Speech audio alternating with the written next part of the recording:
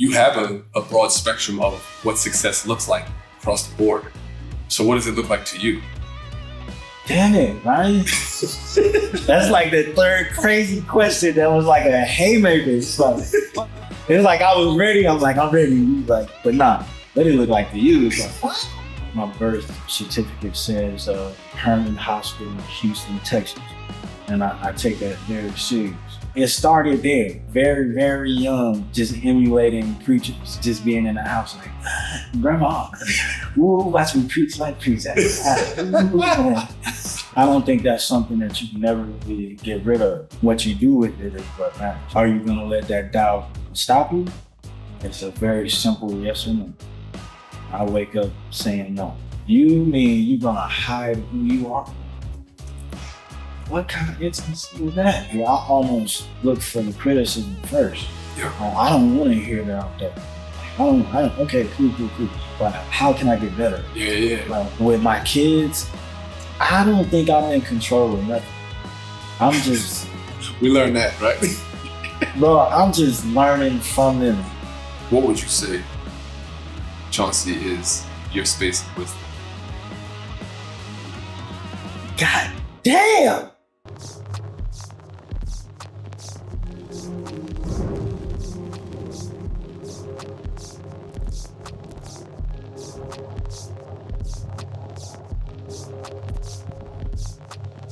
You good? Oh, yeah. Oh, shit, my bad. Welcome to Profits and Process. I'm your host, Ryan Green. And tonight's episode is nighttime. Over here kicking it. Is with the most soulful brother we've ever sat. Friend of mine and the individual that I'm looking forward to even learning more about through this conversation and in the future. Because he's indirectly been in my world and my brother's world for years. He's super talented, and I just feel him energetically just grown. He's a musician, singer, soulful singer, and I saw him play a couple other instruments that I actually am impressed with. Right? Most importantly, he's a husband and a father to 3 beautiful children and his partner. And, I love that. I love kids. I love kids. So I want to introduce CS Armstrong. So. That do you justice? That was right. Okay. Yeah, I think whenever I listen to your music, man, it's so different, and that just hits me because there's such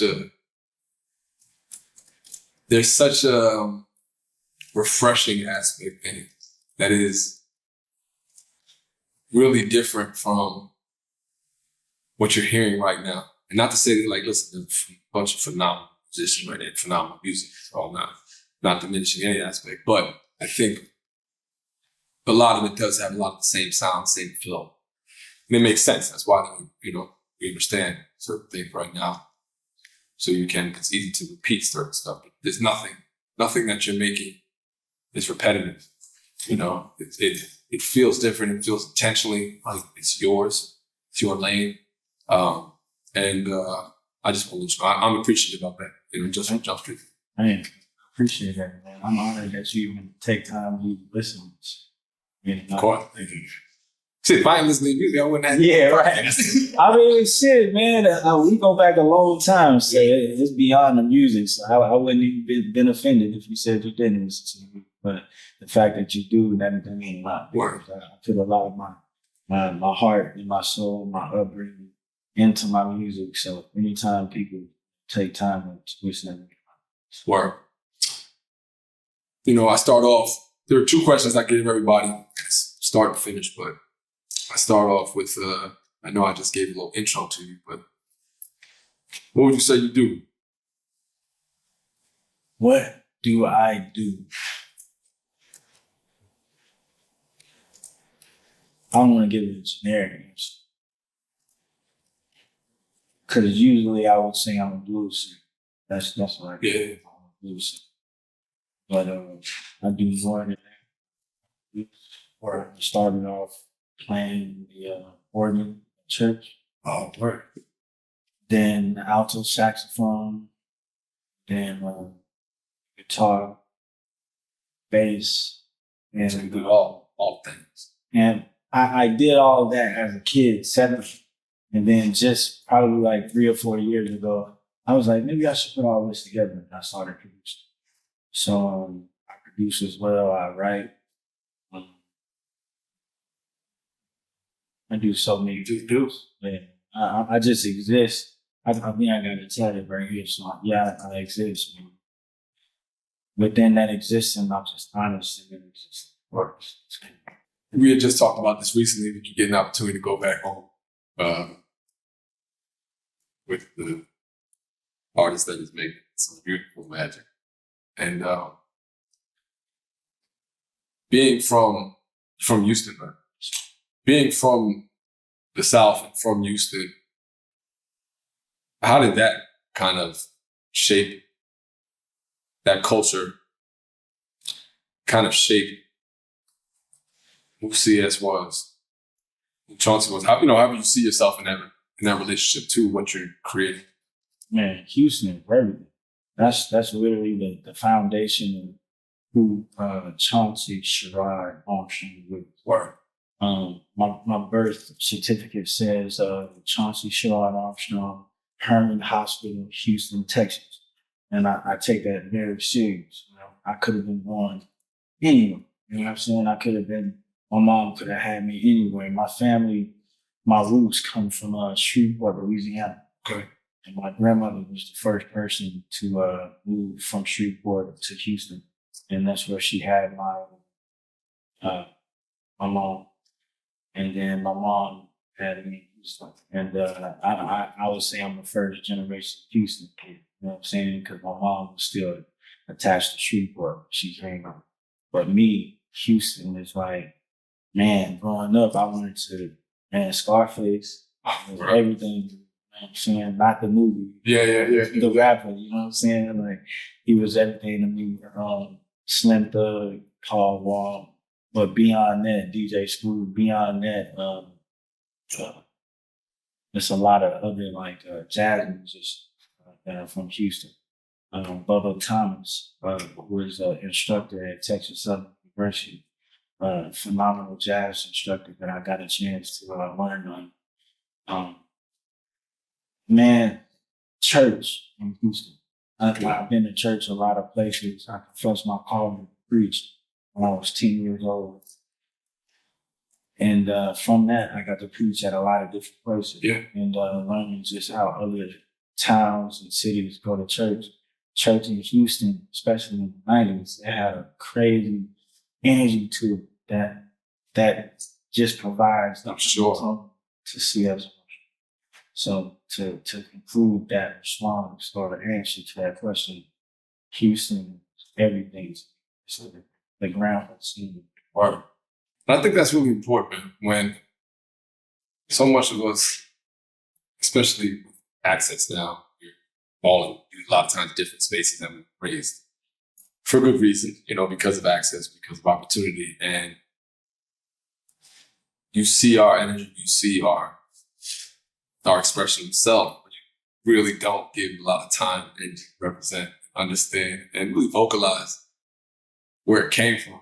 It's like, no, so much of us are really, truly representations of our family, our culture.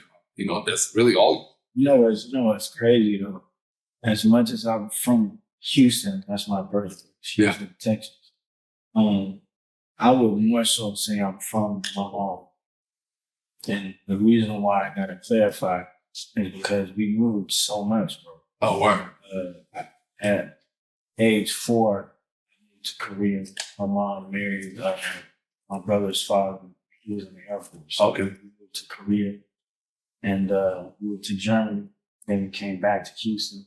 We lived in Georgia, Atlanta, Macon. Then we left there, moved to North Carolina, back to Houston. That military child, it was crazy. That's an experience in itself, man. That's a subculture, subgenre that so many people don't understand in regards to bouncing around and experiencing different new cultures for such a small period of time, almost like every year or something like that. And how that forms an identity of a child. And that's really the reason why I hold so tight to Houston, because no matter where I went, we always came back to Houston.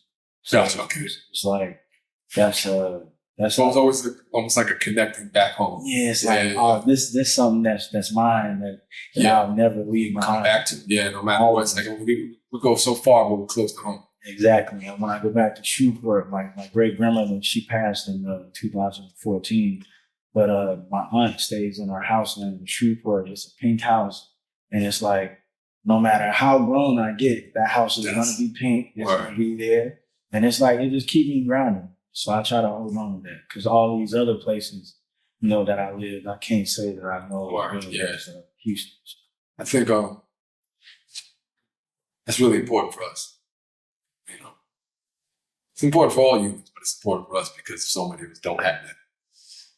So when you do have it in relation to your sense of self, your sense of history, your family, I think it's beautiful to help support what we're doing in the future. At what point did you feel,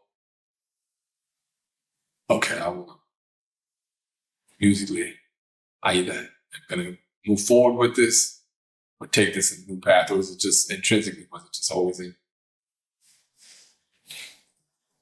I'm going to say a little bit of both, man. Like I said, I confessed my calling to preach when I was 10.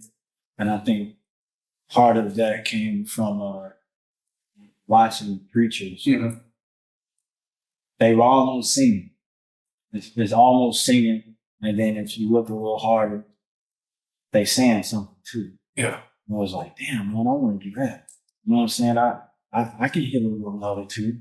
And man, I can say a little something. Yeah. And it started there as young, very, very young, just emulating preachers, like just being in the house, like, grandma, ooh, watch me preach like preach. And my grandma like, oh man, you got something. Yeah.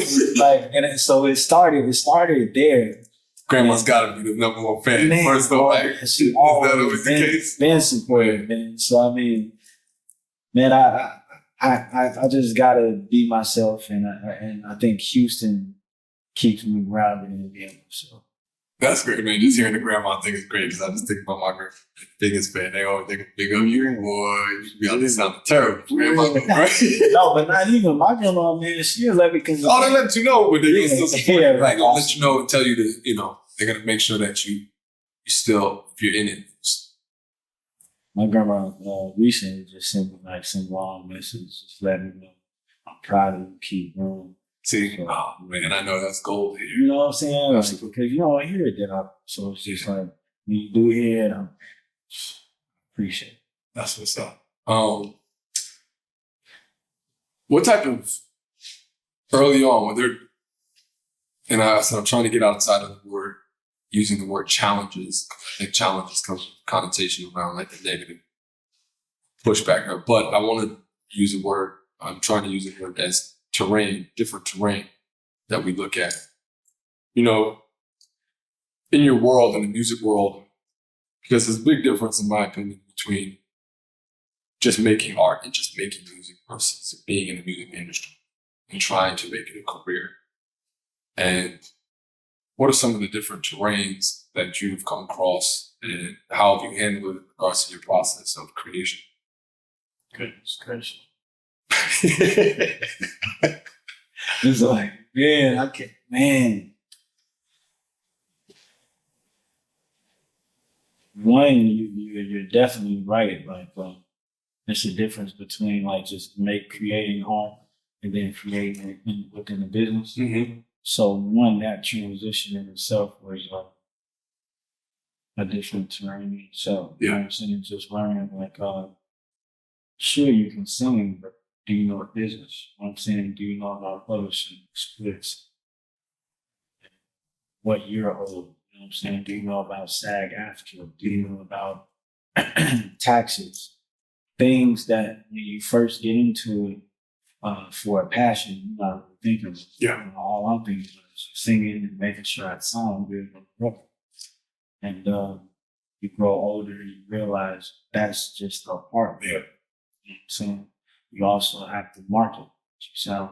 You also have to form. You also have to create a community for what you sound. And those things are different terrains that I had to learn late in the game. Because, you know, I not being cocky, but I had the talent first. Like, talent was not something I had to work for. It was all around me. Like you said, you came up with a musical family. I didn't come up with a musical family, but being in the church so much. It was like Sister Brunswick was on the organ. Yes, we were sitting right next to her every Sunday. Yeah. I'm like, move over. Yeah. You know, I was always eager to learn. Yeah. And those things are the foundation that gets me through the different terrains. Yeah. I always draw back to, this is the reason why I started. So don't forget why you started. You was 4 or 5 next to Sister Brunswick. It didn't have anything to do with family, cloud, height. It had to do with the passion and what I heard from the important. You know what I'm saying? So I always, through all the terrains, stay close to the foundation. I think that's important, man. And I'm so glad you said that, because to have that point of reference for you to always go back to know your why, and to know your intention. Hey, why are we doing this? Because within the space of industry, within the space of making it as a career, it's easy to lose track of why you're doing this within all the different realms of pushback, all the different realms of, you know, things that, you know, come a part of the business. And, you know, do you even within the business, are you creating differently in the sense of looking at the music as a difference in song structure when you're trying, you know what I mean? But then it was like, why? It's like, just be yourself, unapologetic, and the people who fuck with it are supposed to fuck with it.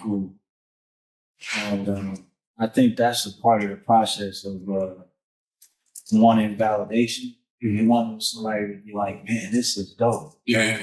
When you shake that part of it, you become the artist you're supposed to be. Because I think it's a poet named Rilke. He had a young poet that kept asking him, what you think? What you think of my poem? What you think of my writing? And he wouldn't respond. And one time he responded, he was like, why do you care what I think? It don't matter. What do you think? Does it give you chill? So to answer your question, I used to make things for a reason, whether it be a appeal to women, whether it be, I think people would like this. But now it's just like, it's more of a God thing. Like, I'll get in the studio, it's like, God, what do you want me to say? Speak through me and I'll address it. And if God told me to say, who is to tell me? Yeah, exactly. How you can walk, man. So that's where I am now. But again, it took so many years of asking permission and feeling like I had to ask permission, but you don't. You don't have to ask permission. Be yourself in whatever regard in terms of creativity. If you want to produce, if you want to do videos, if you want to take pictures, it's creativity. And then what's amazing is it all feeds into your ultimate why. So when I go and take a picture, I'm looking at that picture and it reminds me of a song. When I'm shooting a video, I'm looking at that video and it reminds me of an old Happy Green song. Right. Maybe I should cover that song. Maybe I should sample that song. Maybe I should take those words and make a new song. It's like, there's so many things that feed into it, man. So, man, I'm still, every day I just try to make sure I wake up right. Within you, at 10, recognizing you want to preach, how's that transition going? from transitioning to being a young preacher to allowing music to be your style of preaching? Man, that was a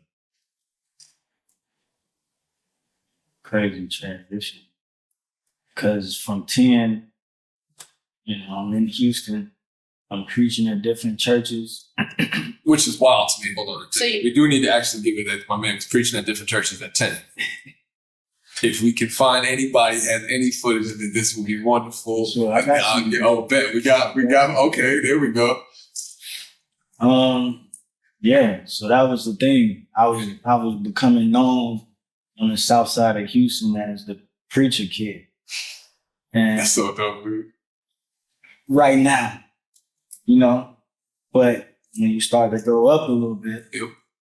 it's like, man, it's kind of corny, y'all. This shit ain't. Oh, I can see the moment it not, but I can see how it's hard. Yeah, because people start kids is like, all my friends was banging. Yeah. You know what I'm saying? If I'm honest, I was in Houston, and then my grandmother had two kids, and I'm not on the tangent. I'm still on the topic of the transition. We love tangents. Yeah, my grandmother had two kids, my mom and my uncle.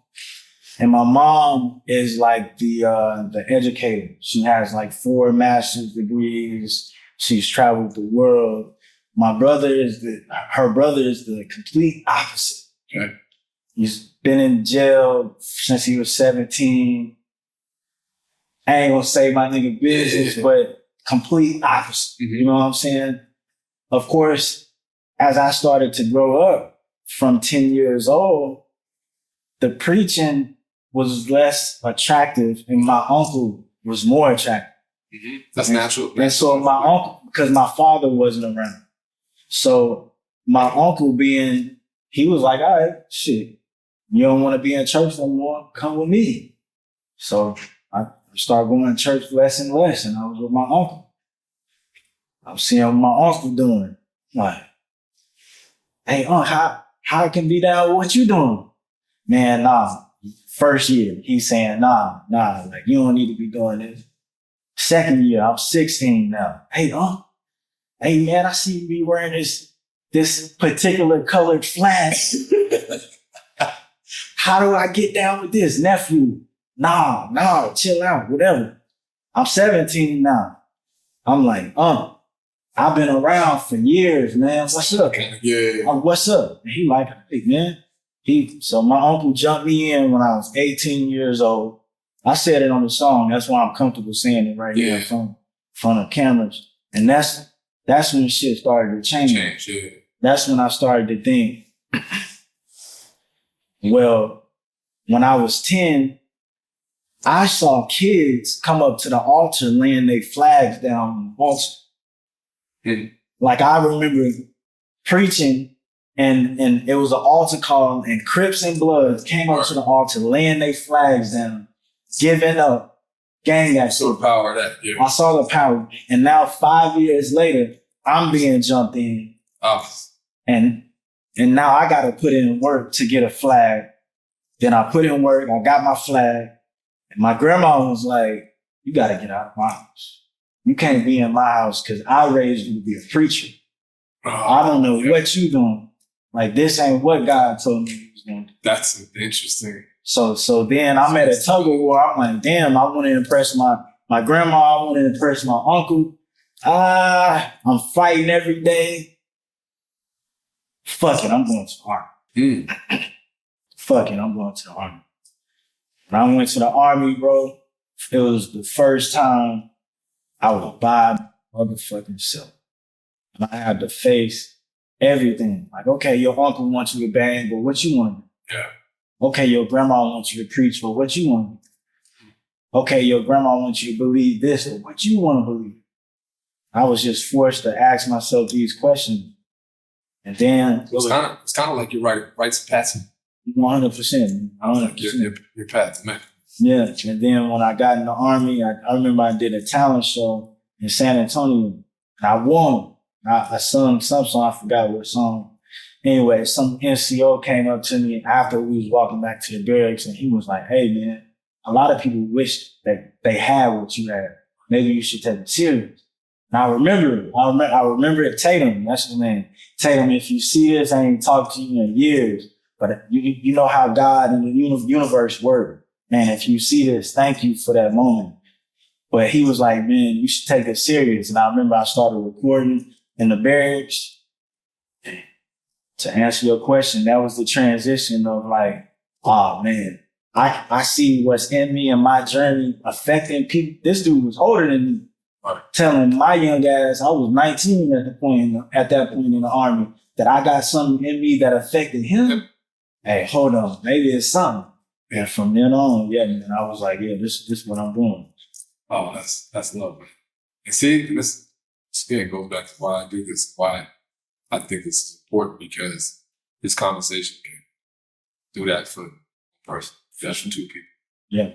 You know, in relation to whether somebody grew up in the church, whether somebody who was affiliated, whether somebody who's just trying to figure out, you know, their path, where they're going to go. So now I appreciate that. It doesn't always come from somebody younger than you.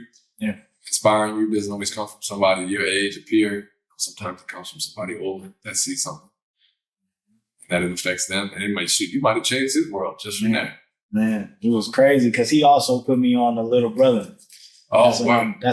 When I discovered, I'm like, look this. Yeah. This is crazy. Yeah, I learned knife wonder use, and I later on, I worked with Yeah. Crazy. So the Army saved my life. What's your relationship with, you know, within this process? And I don't want to give a lot of energy to this, but I think that it's fair to understand that within our process, there are ups, downs, turns, pivots. Was there ever a point, like, or is there doubt? What is doubt? What is doubt? It's a constant thing. I don't think that's something that you can never really get rid of. Yeah. What you do with it is what matters. Here we go. Are you going to let that doubt stop you? It's a very simple yes or no. I wake up saying no. It's not going to stop me. And I've been lucky to be around people who think the same. Why? I don't think I can live in myself. Damn, I gave up. And now, before my kids got here, it was like, yeah, I couldn't live with myself.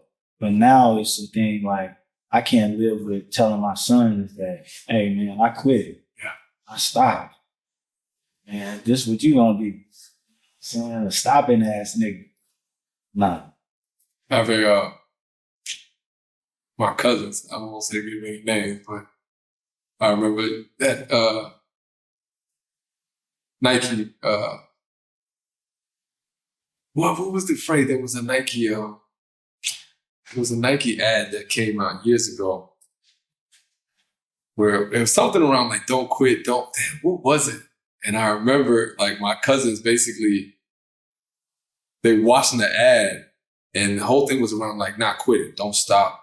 Like, and I remember my cousins looked at my uncle and was like, oh, you quit, huh? And we laughed at it, but it was an interesting thing because in relation to, they were old enough to be able to process what not quitting looked like. And then immediately looked at their dad. It's like, oh, you quit, huh? Shit. You know? That's the wild. So, yeah, you know, I understand. You just got a kid that ain't about to, so But I don't want to be generic and make it seem like, because again, my oldest is 7 years old. Word. I'm new to the parenting thing. So my that ain't new. You 7 years in. Yeah. Shit. Anybody says they 7 years in, something they ain't new. Yeah, right. But I don't want to make it seem like that developed. Yeah. That's something that why it developed to where it is now. But before my kids, it was like I can't give up on myself. Yeah. I know what I heard when I was young. I know what God told me at a very young age. So it's like, and again, sometimes it happens where it's like, man, do I have what it takes? Got it. Then Dr. Dre would text me and be like, man, this dope. I was like, fuck, Drake's thing is hard. Yeah, man, let's go. So I'd say that's if you get a big up or a cosign from that, that's energetically enough. Yeah, that's right. You have to keep pushing. To have you're in a space musically where you've been fortunate to be around many from all aspects of success. So with that, you have a broad spectrum of what success looks like across the board. So what does it look like to you? Damn it, man. That's like the third crazy question that was like a haymaker. It's like I was ready. I'm like, I'm ready. He was like, but nah, what did it look like to you? It's like, I don't want to rush this answer. Don't rush it. Because while you're thinking about it, I'll give reference point. Because I think that it can change. That's what I'm saying. It changes over time. Yeah, it changes over time. I don't want to give you an old. And that's fair. Yeah, and that's real. Like we have different. Your values are probably still the same, but right now your priorities are different. Yeah, man. We talked about it off camera. Yeah, in relation to where you spend most of your energy outside of creation. Outside of you creating music. I have 3 kids. Yeah, so that's fair, man. And I think that you can only speak to honestly where you are. And I don't listen, there's no right answer, there's no wrong answer in this. It's yours. You want to come back to it, we can come back to it, whatever, man. But listen, I'm all for it. This whole thing is really good. I want to say, I feel like I have the capabilities to be the greatest of all time. Period. I think what I have within me is awesome, like never seen before type shit. There we go. And it took a long time to develop the confidence to even say those words out loud. I just said out loud, because I was like, man, that dope. And people kept saying it to the point where people saying I was dope was exhausting. Just saying this. Then it was like, it's something in me. And I think success looks like community. I think success looks like that youth center that I envisioned in Canterbury Village, Houston, Texas, when I was 11 years old. Success is that CS Armstrong Youth Center in Canterbury Village. Success is a home for my children, a yard for my kids to run around. Success is a BMW i7. I7. Yeah, that's the Here we go. part. Success is never forgetting where I came from. It has an unlimited dollar amount.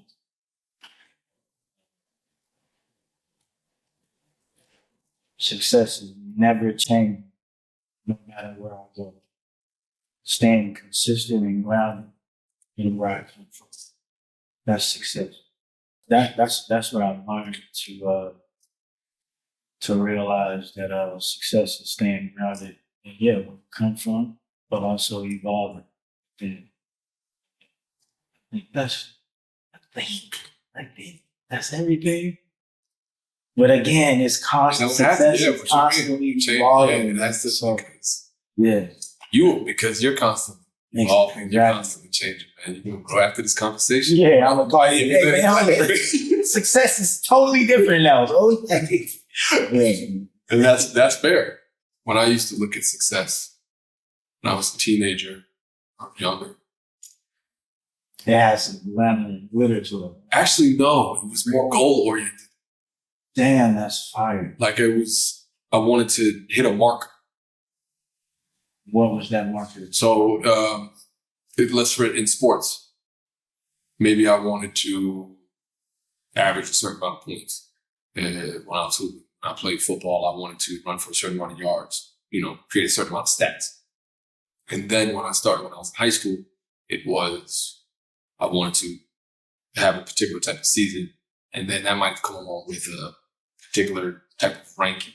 or it might have come along with, hey, I want to run this type of 40. I remember at one point in time, I had this green notebook that I used to, my journal. And it wasn't really me writing down like random thoughts at that point. It was me writing down, Mark, like, this is what I want. Say you wrote down the yard? Oh, I would write down, how many yards I wanted to have, what ranking I wanted to be, what schools I wanted to, like what schools I wanted to be offered by.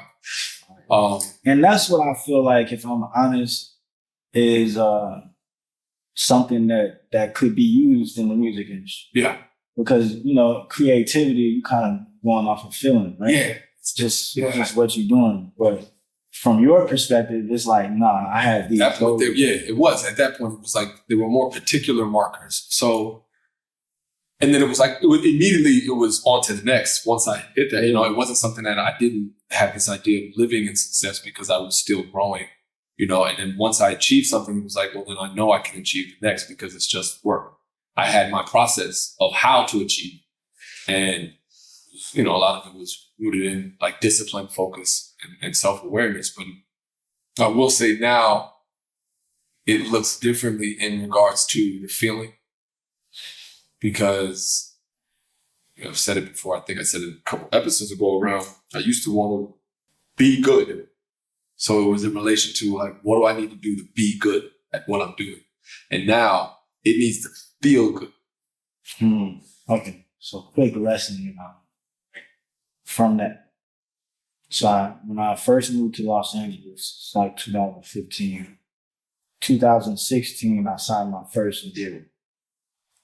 And I remember the guy that I was signed to, he was trying to get me to create memorable performances. And I was so stuck on sounding good. Yeah.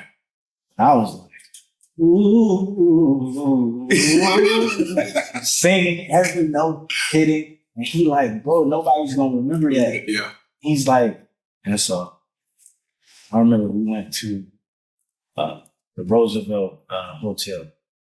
It was like this B2 show or event. A lot of people there. There was this dude on the guitar singing his heart out. That's nobody gave two fucks. They were like texting, talking, drinking, and the dude, I almost said his name. Yeah. But the dude who I was signed to was like, you see what I'm saying? And I was like, who's that dude? I ain't gonna say the artist's name, but he headlined Coachella the night before. Oh, shit. And the next day, he was at the Roosevelt Hotel singing his heart out. He even stopped the show. And he was like, yo, I can tell y'all don't give a fuck. Do y'all want? And it taught me a lesson, man. Like you said, man, you got to make people feel something. Yeah. Feel something. I don't get it. It don't care about, is it perfect? Does it feel good? Yeah. Does it feel good? Yeah, 100% agree, man. Like, we got to feel right. And the people respond to authenticity. They feel it. Yeah. They respond. That's something like they can feel that. They can feel when something comes with emotion. I'll give you an example. I remember, with the guitar, when I was playing, and I'm playing for a while, and my uncle one time, this is like maybe 2 years ago, maybe 2.5 years, something like that. He walked past me playing something. And he said, yo, your chords sound good. And I was like, oh, word? I'm thinking he'd pick up with me and everything. He was like, yeah, but you need to play with more emotion. And I was like, what? He's like, you need to play with more emotion. And at first I was like what? And unfortunately, however you want to see it, things that have occurred in my life last year and a half have forced me to play with emotion. It ain't even a forced thing. Now it's in you. Yeah, it's created something in me where I have a choice. And you're right. I appreciate you saying that. It's opened something in. It's opened up something in me. And I think that was like I said, in 2014. So in New York, I was known as a Rocky Evan. Yeah. Yeah, that was like because I didn't want people to have access to Chauncey Sherrod. I thought that was only reserved for my family. Yeah, it's too intimate. Like that. My great grandmother passed in 2014, and that idea of too intimate just shattered. It was like, wait, you mean you're gonna hide who you are? What kind of intimacy is that? Yeah. Hiding who you like that's crazy. And when she passed, it was like, no, I'm proud to be in play. And people always be like, I hear some kind of pain in her voice. Fucking right. My family went through a lot of shit. We're still going through a lot of shit. And it's like that, yeah, man, you can't help but to be what you're going through sometimes. Your surroundings and yeah, man. And it's unfortunate the things that you have to experience to get that. But I bet you now when you play it, sometimes it'll probably bring a tear to your eye. You know what I'm saying? Because it's like one note played a certain type of way can really move mountains. It don't matter about the thing. Yeah, it's wild for me because I am in the infancy stage of this. And so to have a interesting experience and perspective because I'm personally in the infancy stage, but I was around it.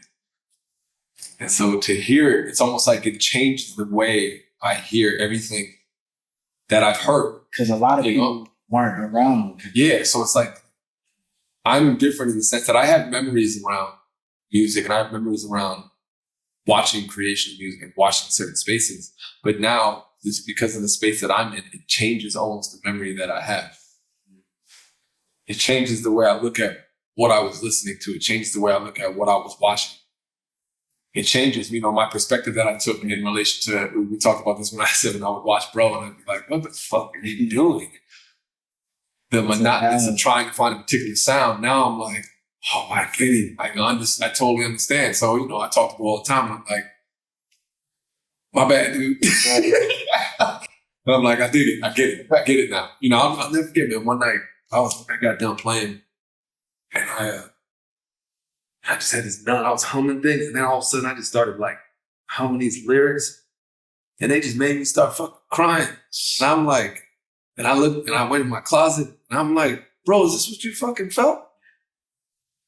And I was like, whoa, this is wild.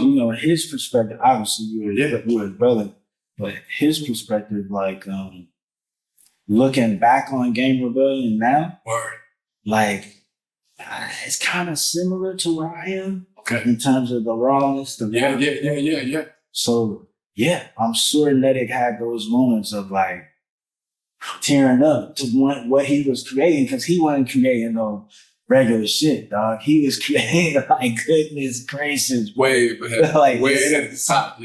Man, in every way, man. So, man, I know them conversations are crazy, man. Goodness gracious. So now, does it like, is there a limitation on your studio time now? Now it's like, I'm here forever. If it was up to me, I'd stay up all night. I would just create and just make music, play guitar all night. That's honestly what I like when the kids are asleep. Yeah, that's all I do. That's my time to give. And it's funny because it would be, it's really interesting right now because for me, that's the thing, finding balance within allowing myself to be as unbalanced, if that makes sense. Like I have other priorities. I have children that are very much, I'm engaged in their world. I have things I like to do. And I also have such a baseline of valuing sleep and because of my training, because of my other lifestyle aspects that are really important to who I am. So how do I find that balance? Because my heart right now would stay up till 3, 4 a.m. every night and create. Tired. So how do I find that out? So I enjoy that's the thing for me. That's part of my process right now. What's my balance look like? Is it imbalanced?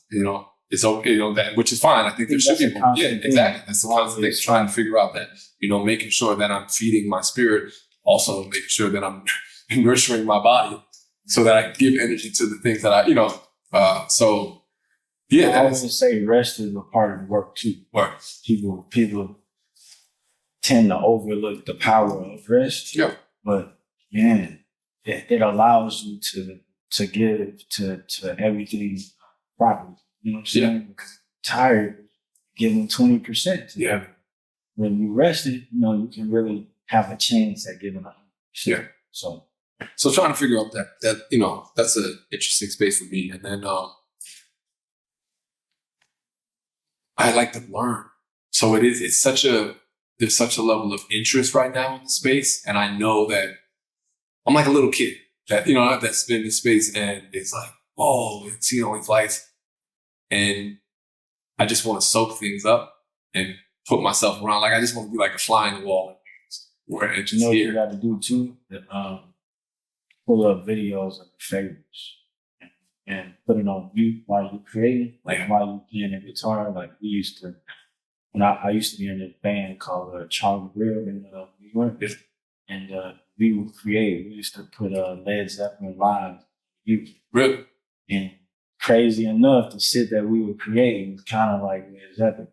And it was like, it just let me know that you become what you're surrounded by, but not just physical humans. Everything.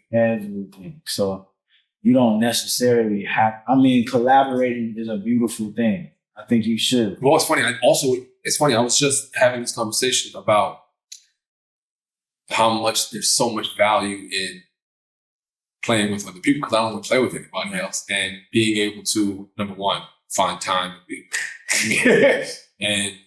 but also hearing and feeling, and that's why live is shit. You can get a chance to really. That's what makes music feeling, and I do. I'm looking forward to actually being able to pick up and connect with somebody else, get moves, get in line with somebody else, find the time, find the vibe, stuff like that. And then we create within that, It's beautiful.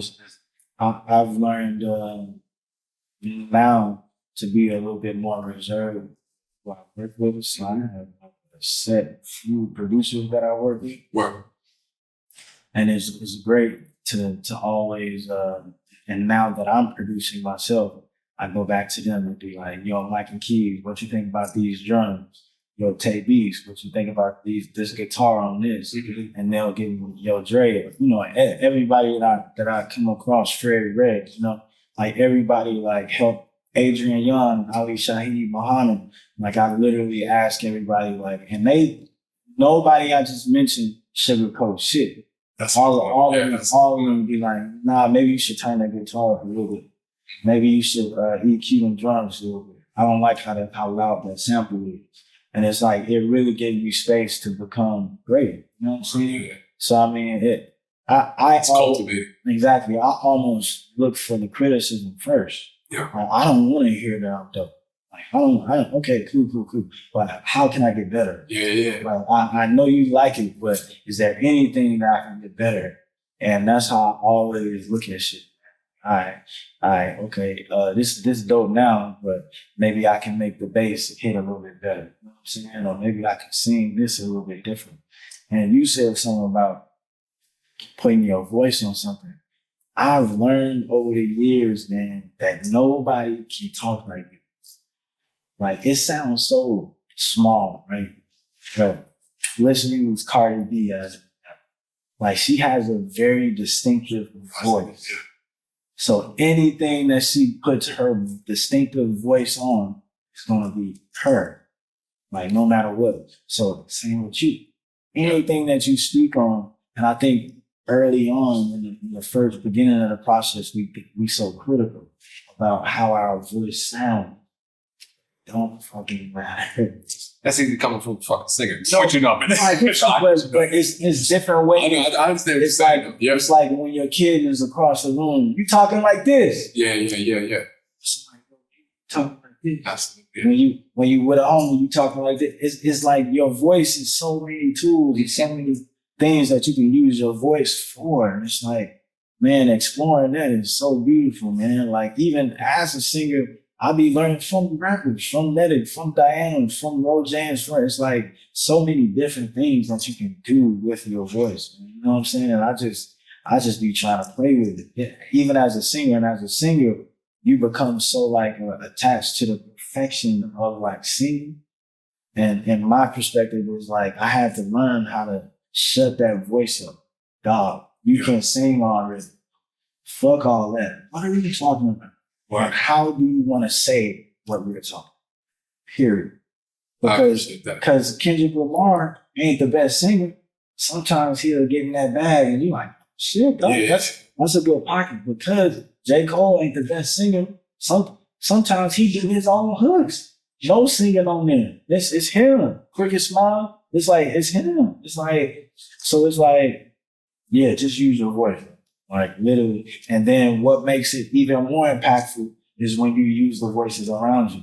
You bring Nelly in and be like, yo, Nelly, say this. Yeah. Bring another girl or another homie. And that's how Good Kid, Mad City became great. Because we didn't know YG was doing them skits. Yeah. We didn't know that Punch was doing. We didn't.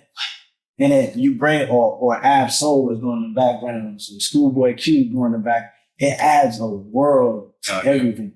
You know what I'm saying? So for me, I want my grandmother praying at the beginning of a song. I want my kids talking at the end of a song. I want my baby crying in the background while it's my world. Oh, absolutely. So that's real. That's about as real as it gets. Exactly. So I feel like that's just real. I'm gonna give real quick shots to the Bay. I feel like, yo, when I listen to a lot of the music from the Bay, they bringing all the homies on. Like, they're getting all their homies to sing hooks, all of it. So I always appreciate that. But no, that's real though. And I think that I actually have something that I recorded guitar-wise, and you hear my girls talking in the back. And I remember my cousin was like, nah, just record that again. I was like, because the girl, and I'm like, no, I like that. Right. I was like, you hear them, I don't even know what they're doing. They're like playing and just talking. I said, but it's real. Yeah. It sounds real, you know? Nah, that's love, man. What are some of the details right now in regards to your process when you create? Are you sitting down and are you looking to make songs? Is it from the songwriting aspect, or you sit down with this idea of like, hey, I want, because especially you said you're producing now. So is it really just in the moment, like, hey, I'm in the process of restructuring my process. And because it used to be, like that. It used to be very strategic and very disciplined. I also learned discipline from the army that I applied to music.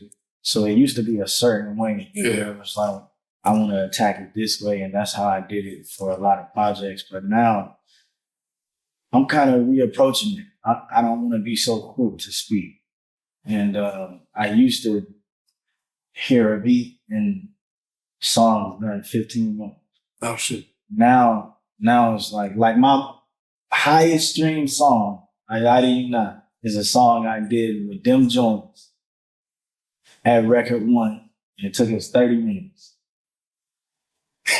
It took us 30 minutes, bro. So it's over you was 30 minutes? 30 minutes, maybe 15, if I'm being honest. We locked in and it was just a vibe. Joints was like, do this, try this. And I'm like, all right, well, do this later. We was just done. He was like, oh shit. We put it out. And so, I mean, the process now at this point is currently I have the title of my next project. I have the title. And from that title, I just been looking at the words. Jesus was a crook. I just been looking at those words. Jesus was a crook. What does that sound? And I never did, this never been a process. Yeah. I always just made the music first and then I titled it after the music. Yeah.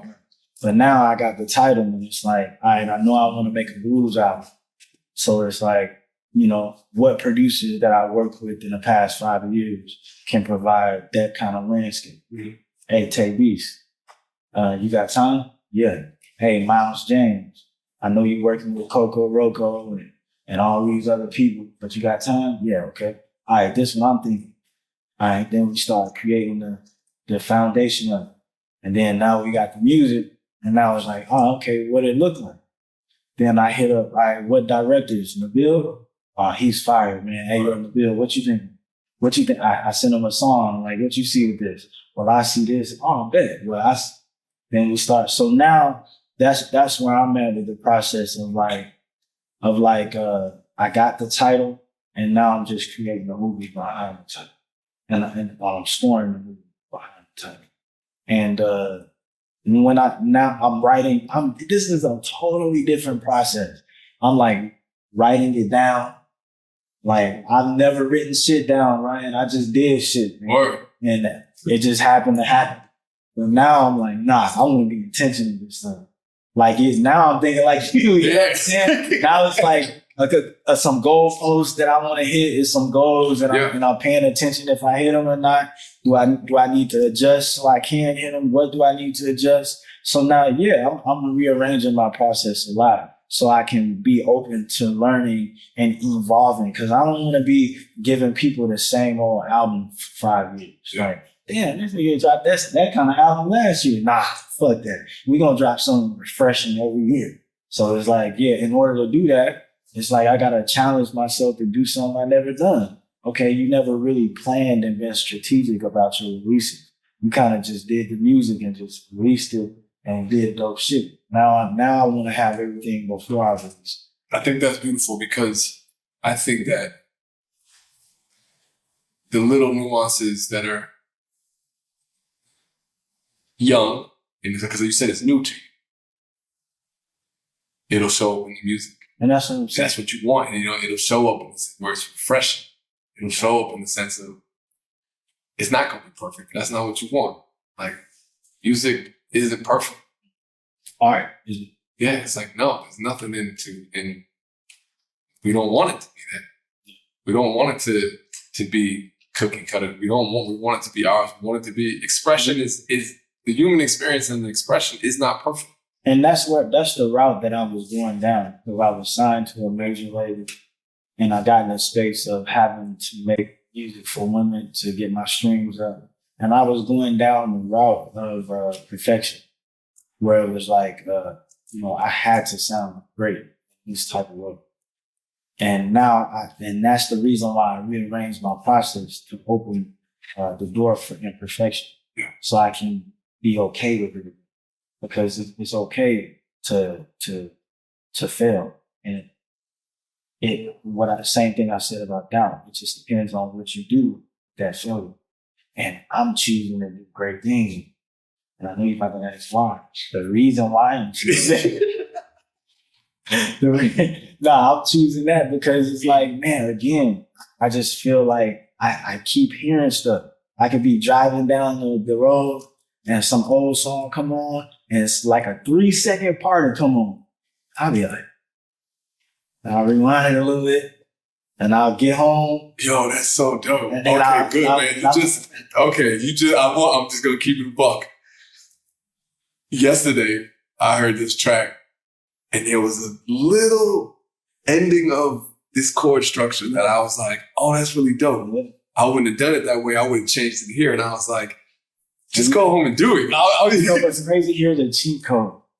Fortify. And what you can do is type in whatever song in the world. It'll give you the chord. Yeah. Yes. And you just sit there and learn the chords. And two things. You learn the chords that you know. And then you can just freak the chords to be something. Change it to something. Yeah. Okay, good. And this is how I said I love it. Whenever I hear somebody who I respect, who says, honestly, that's what it is. I'm not bugging. Yeah. It comes to that space where it's really around me, like saying, okay, I ain't bugging. Because that's exactly what I was thinking. And I'll say, like, yeah, I like it like this. Yeah. I was like, no, I would have went a little higher and finished it, or, resolved it a little. The crazy thing is you can really do that. Yeah. Now you got the freedom of, he didn't do it. Or, yeah, exactly. So I was like, nah, that's, oh, man, you just got me pumped. I want to, anybody that I sit with that has kids, we got to give in, because I know how much of an impact and role that plays in every aspect of the world. What has that been? part of you in relation to your process? How has it demanded time within, from your process, within your process? How much has it changed? How much has it created a new aspect? What does it look like to you? Coming from New York, didn't have kids. I was just me, Rome, Bridget Kelly, Diana Lou James. Every event, what party we had, birthday event, we everywhere. We to go from that. It looks a little different now. It's crazy. It's like a different person. Like my son, he asked me today, he was like, "Dad, have you ever been to New York?" I was like, yes, son, I used to live in New York. I was like, I used to live in New York. And you ever been to London? You ever been? And it's just like, yeah, when I was, man, that life was just so like, it's so far now. And now the life is like, I could care less about anything. I won't say anything, but the care is definitely lessened. Yeah. For wanting to please anything outside of you. I want to feed them as much as possible. Literally and figuratively. No. I love when I cook for them and they like, "Daddy, this is good." Yeah. I feed them. I did homework with Mason, my oldest son, yesterday, and he was learning what adjectives and nouns. And you're asking me how that's affected my process, but I feel like same thing in terms of me rearranging my process. With my kids, I don't think I'm in control of nothing. I'm just we learned that, right? bro. I'm just learning from them. Like like when I'm holding my daughter, like I try not to force her to go she's only 9 months now. So I try not to force her body to go anywhere. Like I just hold, be a guard so she doesn't space. You just hold space. I make sure she doesn't fall, but I let her, she want to throw her body back, I make sure I catch her. But it's just like just letting them be them and just kind of like learning, like, okay, like this is why somebody will get angry. Because of this, because I watch my 4-year-old and my 7-year-old fight. You know what I'm saying? And I gotta understand both sides. And Mega's like, "But Daddy, Mason's blah, blah, blah, blah." Mason's like, "Well, Daddy." Yeah. It's like so much patience, and that patience, like I was just talking about, taking pictures and videos, it feeds into the creativity. Yeah. It's like now I'm patient with my process of going back to Nettie finding those sounds. Now I'm patient with her. Now I can be there. Fall asleep. Yeah. Oh, there you go. I'm patient for the moment. And it's, I won't say all, but probably like 80% because of the patience that I'm learning from my children. And even in the relationship aspect with my partner. And it's like, everything takes work. It's not something that I just wake up and press a button and I'm a great father. It's a choice, or a great man. It's a choice. Like I gotta decide. Like, are you gonna be a great father today? Yeah, absolutely. Are you gonna be a great man and partner today? Yeah. Are you gonna make sure you handle the business? Yeah. Okay, let's get it done. And that's what the same attitude that I apply to my music. I sit my ass down. God, lead me, direct me to make this great. Have patience. We make something out of nothing. Thank you for that. That's profits in process. That is literally finding value in what you're going through and applying it to what you're going through. That is, by definition, what this is about. And these conversations is the ability to take that perspective, because that is what keeps you rocking, keeps you moving forward. And you're able to look at a space that is challenging, and there's nothing more challenging than parenting in relation to, especially if you are engaging and wanting to develop healthy individuals. You are going to feel challenged, to feel drained, feel all these things. And then within that, you're seeing, you just spoke to how everything you're observing and you're recognizing that the understandings that you're coming along with can then say, oh, wow, I can apply this to here. Yeah, because I feel like parenting is like putting yourself in a furnace and it burns out all the impurities. And now you see all your fuck ups. Like, damn, you kind of curse too much. Damn, you raise your voice too much. Damn, the way you approach this is a little too rigid. Mm-hmm. Damn, you need to, all your kids aren't the same. You got to treat them differently. Yeah. So it's like you're constantly, you got to always be, your kids, they're so honest. They're going to let you know. Yeah, they're going to let you know, right? Daddy, you doing a little too much. My road rage, if somebody cut me off, Daddy, why? Why are you letting them get you out of your, what? This is a 7-year-old telling me. Yeah, calming you down. If a 7-year-old can tell me this, it just makes you think about it. Like, okay, if this, I did this show with this poet, Aja Monet, and obviously going to a... Shouts to Aja. Yeah. Let me know when you can come on, Aja. Yeah, absolutely. She has to come on for sure. But she said something in particular after I performed. I went out into the audience so I could see our show for the first time. And she said, we have to make sure that our kids are connected to their grandparents. Mm-hmm. And obviously, this is a poetry show, so it's a very word-heavy show. But these words really stuck to me. And she was like, the reason why that our kids have to be connected to their grandparents is because the kids are coming from the cosmos and our grandparents are going back to the cosmos. So the understanding is so great. I was in the audience and my mind just blew when she said those words. Because it's like how you said about my grandmother. My relationship with my grandmother is so, and it's even more powerful now because when I be honest with her, she be like, don't say that, Johnson. I said, Grandma, I don't know what I'm going to do when you die. And damn.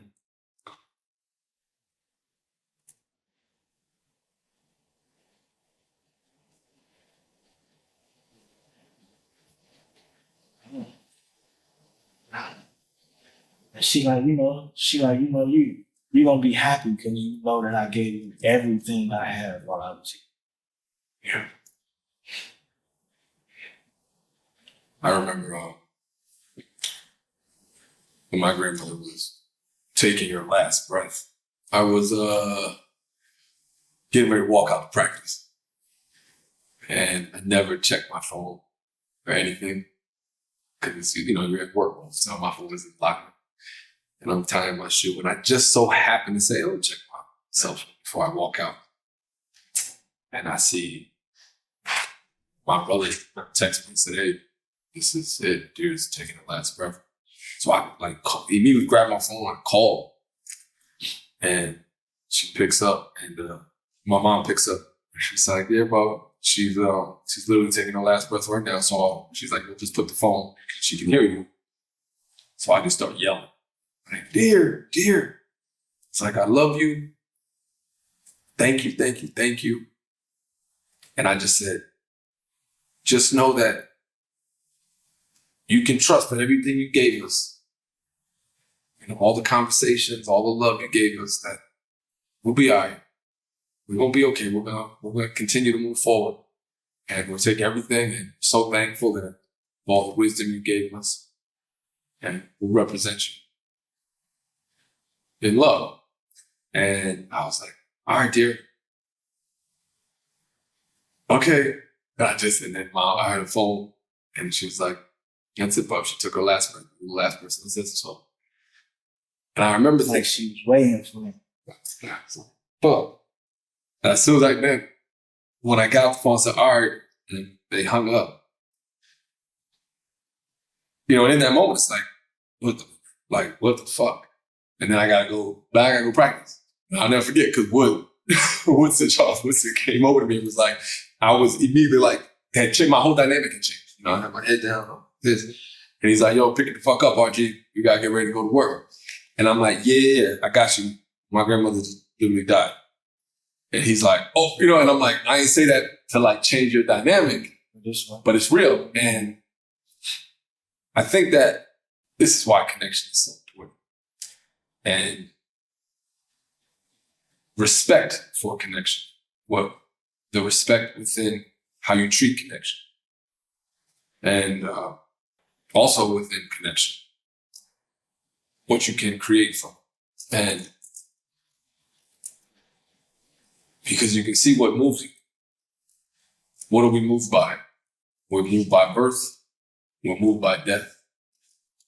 And we're moved by the people that do certain things that make us feel. So I'm all for it, like in relation to children, my process, and I'm certified. Everybody knows I'm certified tribal, certified family. That's it. And I do believe that it represents health. And that doesn't mean that all families represent health, but there's nothing more representative to me of love than healthy connections within family. And I say the word health. Yeah. Yeah, because there's a lot of unhealthy, and I understand that. I think that was another part that outside of my mom, there was a lot of unhealthy connections within my family that I had to fight through. That delayed my confidence, like not having a father. Yeah. What does that look like now in relation to your process? Are you using it as motivation? Gotcha. Or it break you down. Like, I can't give up on, man, my daughter is the first one I see in my head. Like, she's... Because boys are different. And I tell you, bro, I'm sorry, basically. I see y'all too. But it's just but they'll understand. That's okay. Yeah, they'll understand. It's just different. I don't have any boys, but it's so crazy, man. It's like I can't see mentally. That's my daughter's name. Mentally. Your daughter's name is Mentally. Oh, in my mentally. I can't see giving up. I can't see. It doesn't even equate, right? It doesn't even make sense. It's not, it's unfathomable in regards to it being an option. And I think that that's a beautiful way. Children do a few different things in relation to my process. They open the door for possibilities, but then they also close certain things. And they close certain things that when you don't have responsibility to something outside of yourself, it's easy to close the door on something. Or it's easy to have an open door for why you might stop, why you might not pursue. And when you have something that is, you are 1,000% responsible for, that is outside of you, and that you have to be accountable for, it changes. And it changes, your approach to, what you do outside of it. So now it's like I want to make sure it's all purpose driven, that feeds into my family. You know? So like I said, when I was in New York, it was like I'm going everywhere. I'm glad I'm here. We have different priorities. Absolutely. Now it's like I'm a bit more concerned with my energy because I got to make it home to my family. You know what I'm saying? One, two. You know what I'm saying? I'm the head of that. So I gotta make sure I'm and they want daddy home. They want daddy to be ready and right to be able to. I'm doing this little tour, and I went to San Francisco. I ain't even go for that. Yeah, but man, I get to San Francisco. Mason, he like, Daddy, man, why you gone so long? You been gone for? I'm like, I'm 5 hours. Like, give me a plane. Like, but no, man, like. It's really like, even me, like 2 days away from him feel like a year. It's like, I get that. And so you brought up Toby and Guiwe, and it's so admirable. He just went to Dubai. And I was like, man, it's just gonna be you and your wife going. He was like, nah, we're bringing the whole crew. Which I think it's so beautiful to see that, because that was kind of my whole thing. I don't go anywhere. Like, especially when I still was young, I was like, I do everything. I take all kids. And I remember seeing Toby say that, if my family can't come, I'm not doing it. I don't want to do it. And ideally,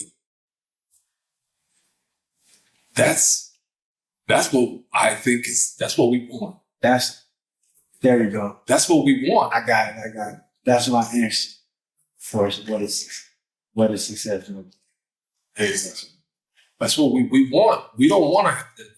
And I'm not saying that there aren't some spaces where, yes, energetically you might need to, because not everything's appropriate. Not everything I think is necessary for everyone to be around all spaces. But ideally, you do want to be able to bring your family and your loved ones to the things that you do, so that they can experience and learn in those spaces.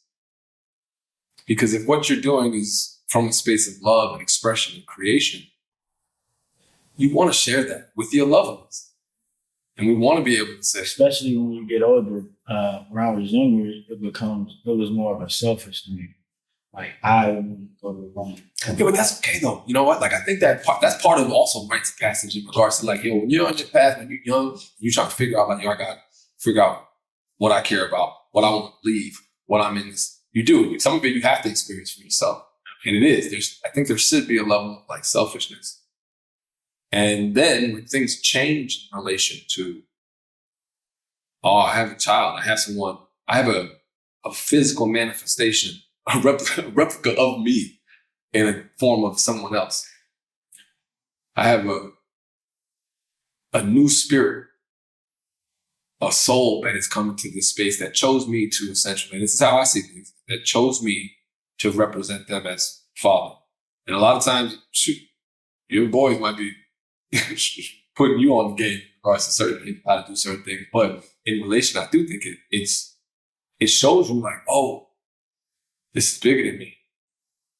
And right now, I got to take everything I learned about what I stand on, and I can be honest with them. I'm like, okay, I'm learning this. You got to be honest with your children around. Like, I don't know everything. That's something that we learn. You know what I mean? Yeah. Like, I remember the age that I learned that my parents were humans as opposed to just adults. You know what I mean? I held them in particular spaces as superheroes, and I learned, they figured it out just like everybody else. My mom, man, I thought she was everything. Man, 3 jobs, summa cum laude in school. I was like, she's a superhero, like you said. And it was a process of learning, wait, she's a human too. You know what I'm saying? Like, still a superhero, but human within it. Exactly. And it just, those human elements drew me closer to them. Because we had a lot of trials coming. And I'm still learning on. Because she had me when she was 17, so that's why. Oh, yeah. I don't know. We bumped heads. You guys grew up together. Said it better. So I'm in the process of currently still just learning the humanness of my mom. And it's beautiful, man. To still regard her as a superhero, but still, you're a superhero that bleed like me. You know what I'm saying? That cry like me, that feel like me. You know what I'm saying? But it's beautiful. In that moment, Aja Monet said that it was a moment of, damn, I'm, of course, a personal connection between myself and my grandmother, but also a damn moment of, man, I wish I was in North Carolina so my mom could pick up her granddaughter, because that's the first. It's the first granddaughter I've had. My brother has two boys, and my first 2 kids was 2 boys. So my first girl in the family. So I would really love for my mom to be able to pick her up and see her granddaughter. But it'll happen. That'll be huge. I know how big it is. That's I remember my cousin, she's grown now, but She was the first girl in our family was. Man, all of us, when that little girl came, it changes things. So I totally understand that. Even it changed things with my sons. Like at first, my middle child, Mega, he was low key like, yo, man, she changing. So when she taking my place, like, and I think over time he saw Mason, my oldest, showing Millie so much love, and little brothers just want to do everything the oldest do. So then you see Mega like rubbing her stomach, and I peep, and I was like, Mega, you love your sister? I love my sister. Oh man. Like on that. So yeah, I'm just seeing things develop on its own, and it's beautiful. Like I said, the same thing with my mom. It's beautiful to just witness, man. Witness everything evolve. So yeah, I believe over time, the relationship between my kids will be restored and be back with the source. We're gonna get that energy out. All right. So what's the next phase? So you're in right now. Are you making this project that you're working on? Yeah, I'm working on this next project. My goal is to record this album in Houston at my childhood church, and I'm just in the process of working out the particulars to make that happen. I want to bring all the producers that I've worked with in the past to Houston. And yeah, we're going to clear out the church. And for like 2 weeks, we're going to create Jesus with a career in the church. And so I don't know when that's going to happen, but when it does happen, it's going to be powerful. And Nazarene Cathedral of Praise in Houston, Texas, off of Covenant. I'm a Southside baby for real. You know what I'm saying? So working on that. Working on getting a new home for my family. I'm on tour right now. I got a Disney song, a song in a Disney movie. I saw that, man. Congrats, man. Yeah, I know that's it's like a trend. That's why I had to say it, man. So that's like my now within the past few months, it's like going so crazy in terms of like just how fast it's rising. I'm like, man, I got a Christmas album. So that's pretty much it, man. I want to start back working out. Now that everything musically seems like to have a good flow, I want to start focusing on my body and just doing that right. Ain't no pretty shit. That's a lot. I'm excited because that is some powerful stuff, man. I think that because you know what's interesting? To be able to, that title alone, and then to say, we're going to do it in the church. That's a crazy gumbo. That's a crazy gumbo, you know what I mean? And that's some serious, and it's a move up, and that's some serious shit to mix together in a pot. And I look forward to seeing what you do with it, especially with people that you have worked on. And hopefully all you guys pull the best out of each other, man. Push each other to really move each other. Like if it take 2 weeks, if it take 2 years, we're gonna be in Houston at that church. Really. So I'm excited, man. I don't think something is telling me, because I was against calling it that. And shout out to Austin Brown. He was Michael Jackson's nephew. And I was actually in the studio with him and Brian London. And they were just asking me about my upbringing. And I was like, I came up preaching, but then I got jumped in. And I was like, it's almost like Jesus was a prayer. Yeah. They was like, that's it. That's it. And I was like, nah, my mama gonna beat my ass, man. My grandma's gonna kill me if I. And they was saying, they told me that when Michael named Thriller, they're Jehovah's Witness, and their family didn't really like them. And sometimes you gotta go with your heart and your experience and your story, what's true to you. And after I heard that, I sat with it for a little bit. Like Michael. Yeah, if Michael can, you know what I'm saying? So I'm like, yeah, man, I'm very excited to see the process develop and to be a part of it myself. Yeah. You know what's interesting? That what you just said, you said, I'm really excited and interested for the process, to be a part of it. I like that because we forget sometimes that we're part of the process. And people always be so destination or like, oh, I gotta get here. Yes, one process. And you missing so many things that's happening in the moment. Yeah. And I'm excited for those moments. Yeah, I think sometimes we take on the vantage point of, even if we're recognized like we're in our process, to be in something, but also to be a part of it. It's like we experience life and we experience things in many different vantage points. Sometimes we're experiencing from a sense of, oh, this is happening to us. It's for. Sometimes we take on the perspective of this is for us. Sometimes we take the perspective of, I'm just bearing witness to this. I'm running alongside the process. Sometimes we don't even feel connected to the process at all. And I appreciate the way you said it, to just be a part of it, you know, because you are. It's your process, but you're still actually a part of it, not just in it.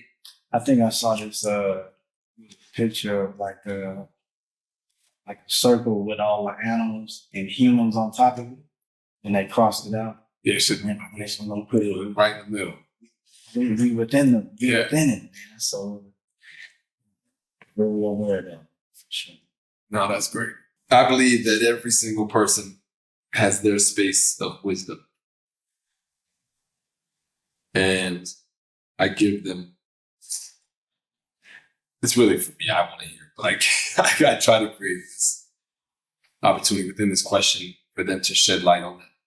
What would you say, Chauncey, is your space of wisdom? God damn! That's the fourth. That's a fire question.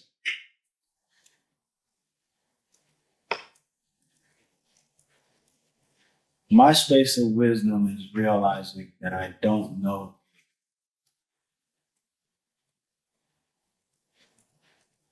And staying open to learn.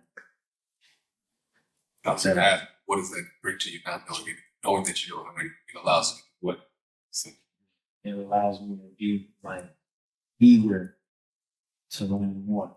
Even when I think I know something, still more to learn, more to explore, like you said, about having logic, the infinite possibilities within it. It's like, okay, I played this chord this way. What happens when I reverse it? Okay, what if I put that reverse chord in a quick sample and I chop it?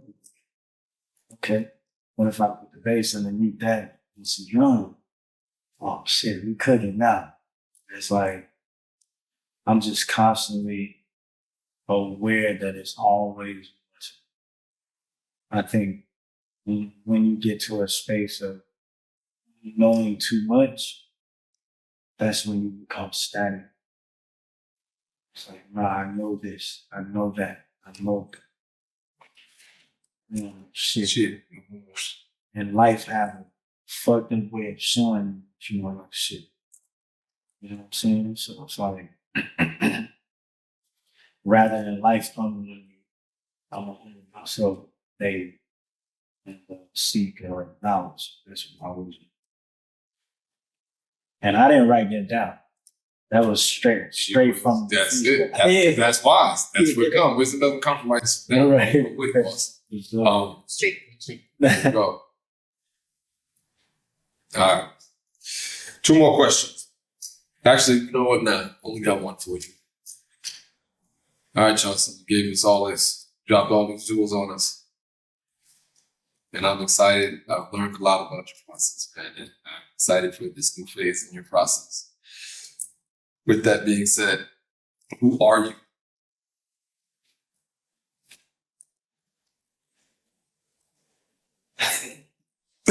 I be wanting to be like, boom.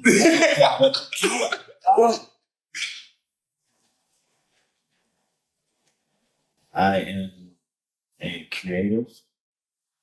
I am a father. I am a veteran. I am a son, brother.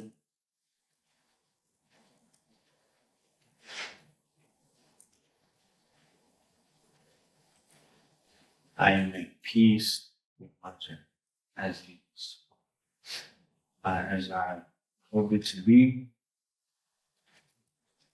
as what it was.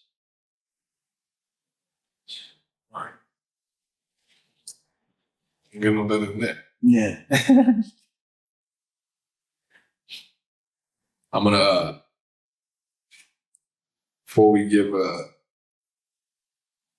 where everybody can get in contact with, I want to do a quick story from Houston. So one of my closest homies, shouts to GV. You probably met G. Yeah, you know G. Yeah, you know G. You know G. Yeah. Okay, so let me tell you my first experience with DJ Screw. My like visit. living? Well, he was. This is but the music in general. Like I knew Space. Whatever. I listened to all type growing up. We listened to everything, but there's subcultures in every community and different area pockets of the South in general that you don't necessarily know if you're not there. So I'm from New York. You want to listen?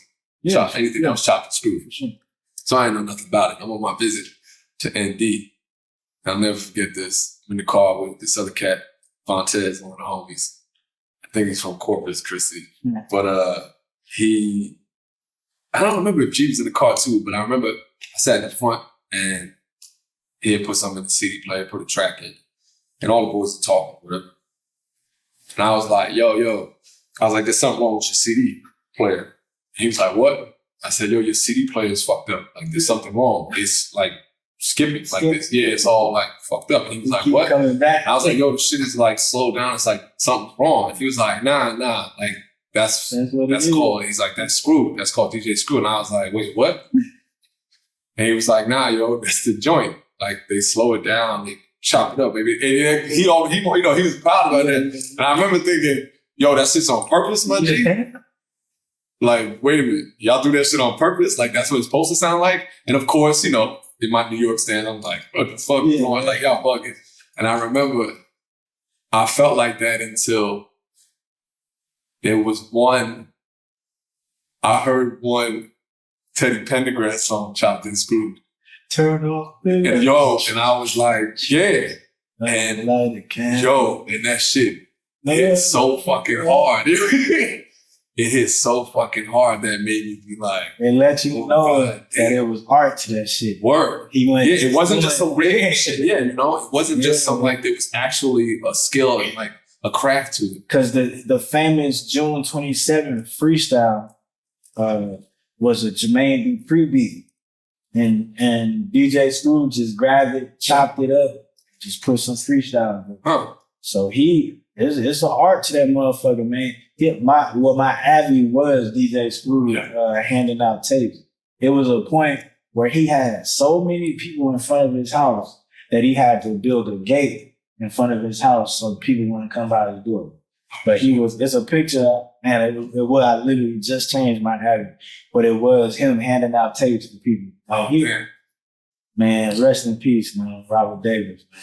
King of the motherfucking side. Yeah, it was, and I had to give props, you know what I mean? I had to, like, it was one of those things I was like humbled, and I had to admit, like, oh, this shit's fire. This is actually really, really dope. And so, of course, from then when I was open to like, hey, man, if it's fresh, it's fresh. Sure. And that's what we do. We just make fresh shit in all different types of realms. It don't matter what the realm is. Thank you, man. I do have to say before we get out of here, and the cameras is on, I've been seeing this since the first episode, and I'm a fan of the process that you've been promoting. So being a fan and to now be a part of it, I'm very honored. I was very close with your brother. So this was I probably talked to him probably like a week before it happened. Yeah. It's like we used to FaceTime and talk for hours. The last thing that we talked about, I was signed to Lena Waite for a little bit. Mm-hmm. And Lena, she used to have me doing these covers every day. Yeah. Like I would post a cover. And I remember Nedick was like, man, you gotta do this kind of cover. I was like, all right. He was like, FaceTime. And literally he just broke down like, man, you should do this type of sound. This is why you should do this type of sound. Like put me on the niggas that I never knew about. Like literally was coaching me through like how to handle that phase of my life. Like I know she got you doing these covers all the time because I'm frustrated. Yeah. But he taught me to see opportunity in that process. And so to be here and to look at you, you're wearing his hair like he used to wear his hair. Your face is, I never looked at you like that, but it's trippy. It's like Nedick is here, dog. It's like it leaves room for you not to even be sad, damn near. Because it's like when I look at you, it's like, damn, dog, he really didn't leave. He just, I know you saying he and your daughter, but I literally see him. We same. Yeah, same thing. Right. We same thing. So I just, before I leave, just wanted to say thank you to both you and Nelly for bringing me here. I'm honored to be here to just speak about my process. I'm honored to even have a process worth speaking. Oh man, it's, well, we're super thankful, man. Thank you. We're forever grateful.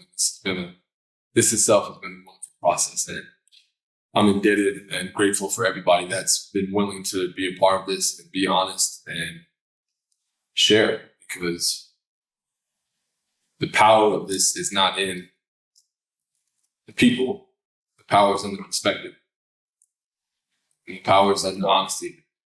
So I could bring a bunch of mega people up here that have mega platforms and that blah, blah, blah, blah. And if they're not willing to be honest about what they're going through and how they see themselves and how they see their process, it doesn't matter. Like you said, people can feel when it's full of shit. And it's fortunate that it seems to be that people are feeling that these are real conversations and worthy of taking the time to listen. And I know that right now we're in a space where to be able to listen and to be able to watch something, it's hard because we want instant gratification. We want something that's instant. We want, clickbait. We want to be fed right away, fast, and constant. So I'm a slow cook. I'm a crock pot type of dude.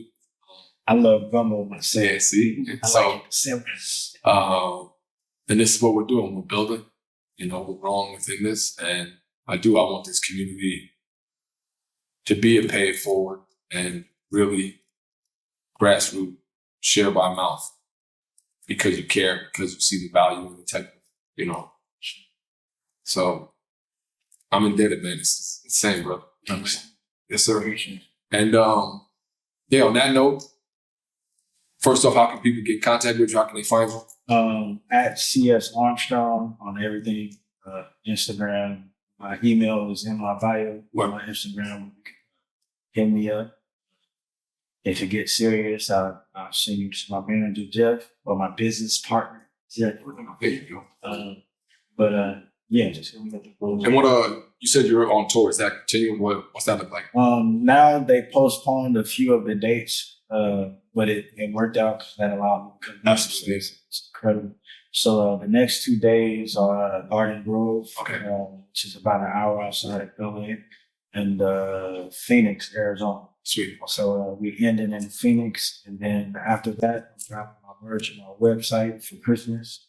And next year, man, getting ready for that. I'm planning on May for the album to be out by May, but again, I'm open to it. Not. So I'm gonna be working. All right. We look forward to that, man. I appreciate it. There we go, man. I think that's it. Welcome to Prophets and Process. Hey, let's get it.